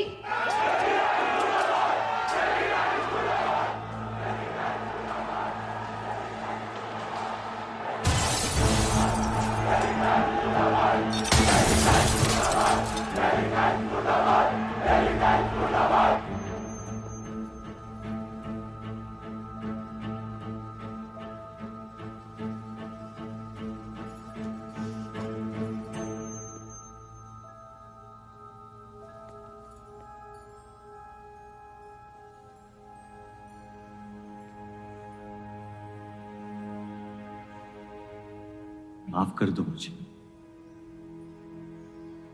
बस यही कहने आए हो? क्या फर्क पड़ता है, वैसे भी तुमने अपना फैसला ले लिया है ना? पूरी शिद्दत से तुमसे प्यार किया और बदले में तुम ईमानदारी तक नहीं कर पाए। इतना मुश्किल था मुझसे सच बोलना।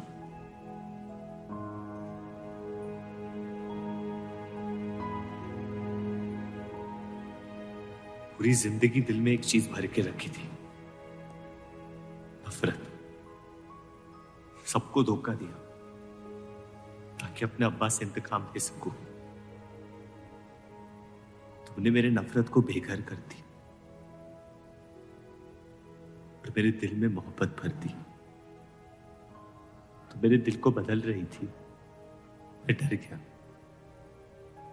गया तुम्हारी मोहब्बत से, जो सब इस घर से चाहता था तुमने मुझे दिया। अगर तुम्हें सच कहता तो खो देता। झूठ बोल के पा लिया क्या मुझे? हम एक दूसरे के नसीब में नहीं है रूह, यही खुदा की मर्जी। तुम्हें कभी मुझसे प्यार हुआ ही नहीं। अगर मुझे इसका जवाब देना पड़ा तो तुम्हारी मोहब्बत में सवाल उठ जाएंगे।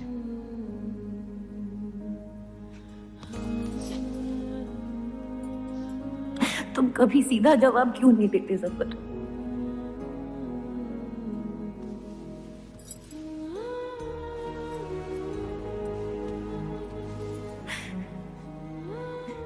एक बार कह दो, एक बार कह दो मोहब्बत करते हो मुझसे।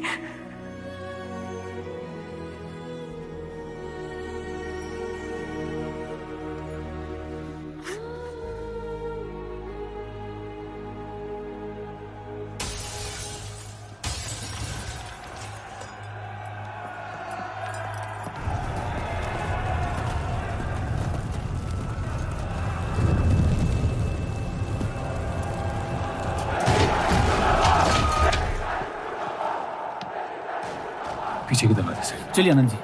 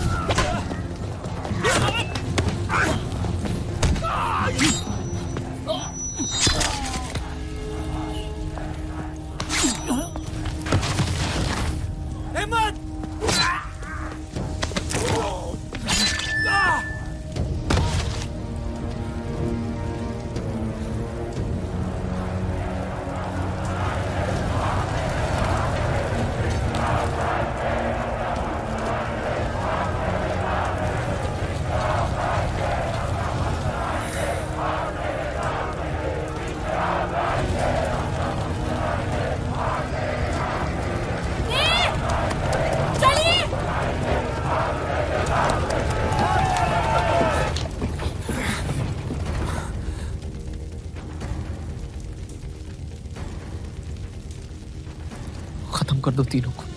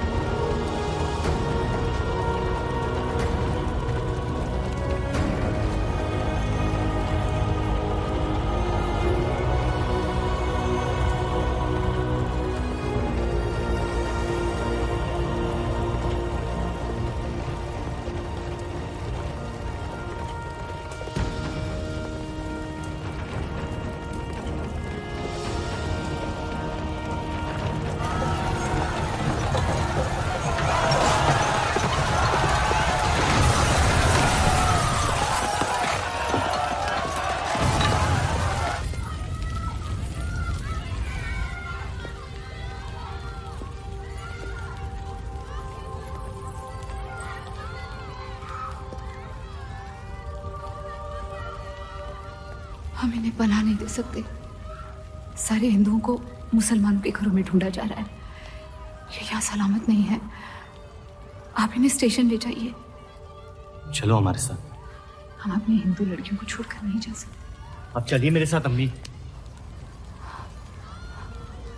जहाँ हमारी पैदाइश हुई थी शायद वही हमारी मौत आएगी। आप जाइए।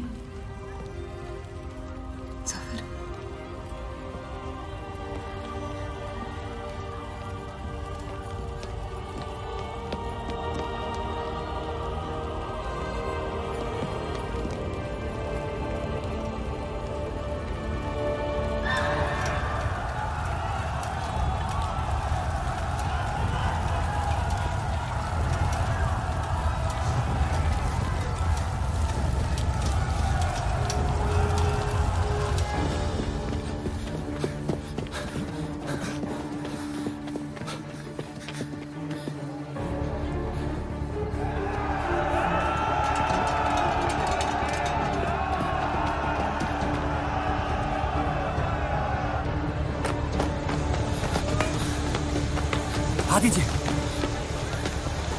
चलिए इस तरफ।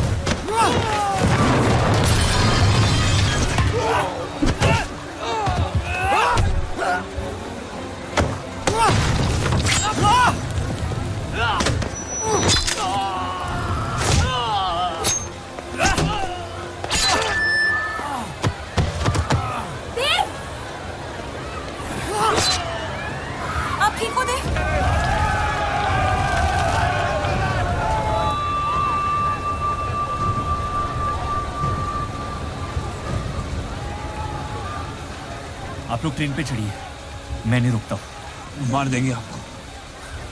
ये मेरे लोग हैं, मुझे कुछ नहीं करेंगे।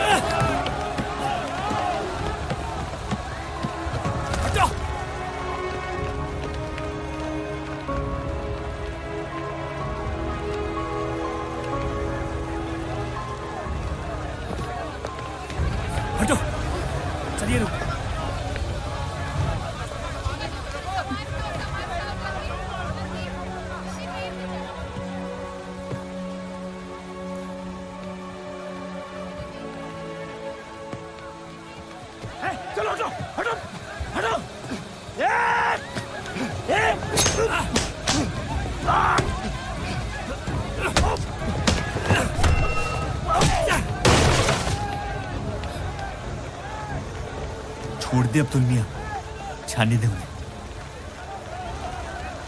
मेरी खातिर।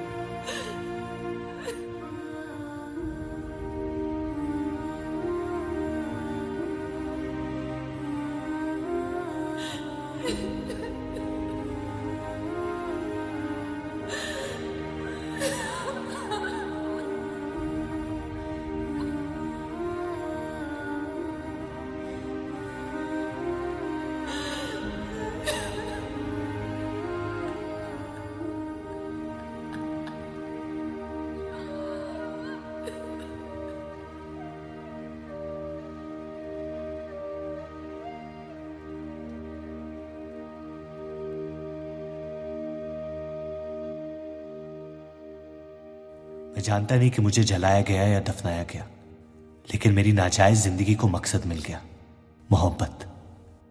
और वो मोहब्बत हमेशा जिंदा रहेगी।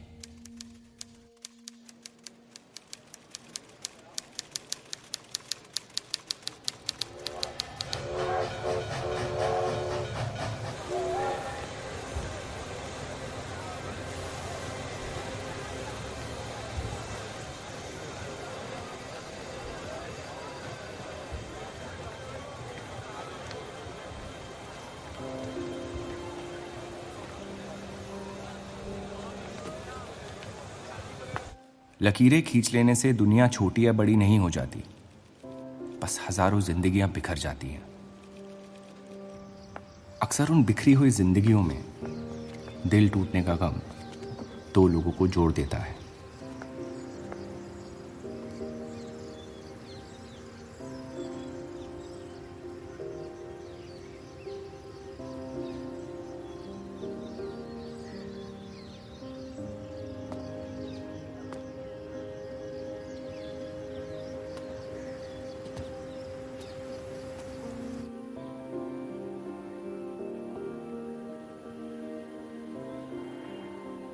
डेली टाइम्स अखबार के देव और रूप का किस्सा भी बंटवारे की उन हजारों कहानियों में से है जो इतिहास की चीखों में कहीं खो जाएंगी।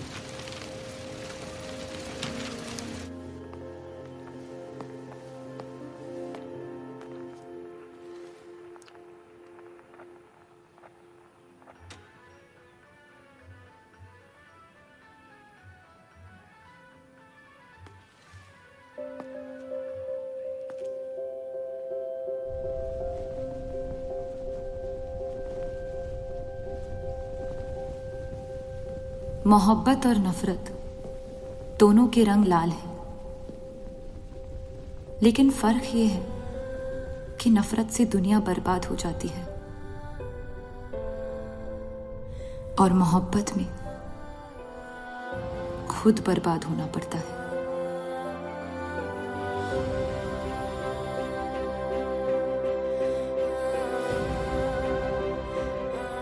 फिर भी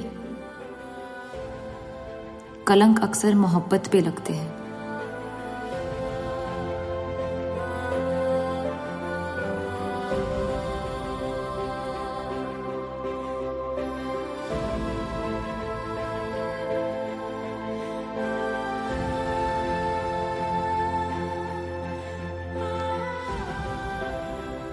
हमारी ये कलंक से रंगी मोहब्बत कभी मिटेगी नहीं,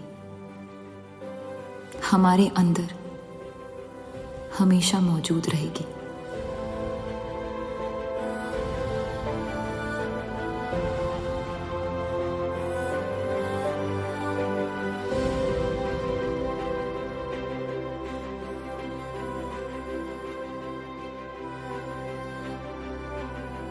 अब फैसला आपके नजरिए का है। आपने इस कहानी में क्या देखा? कलंक या मोहब्बत?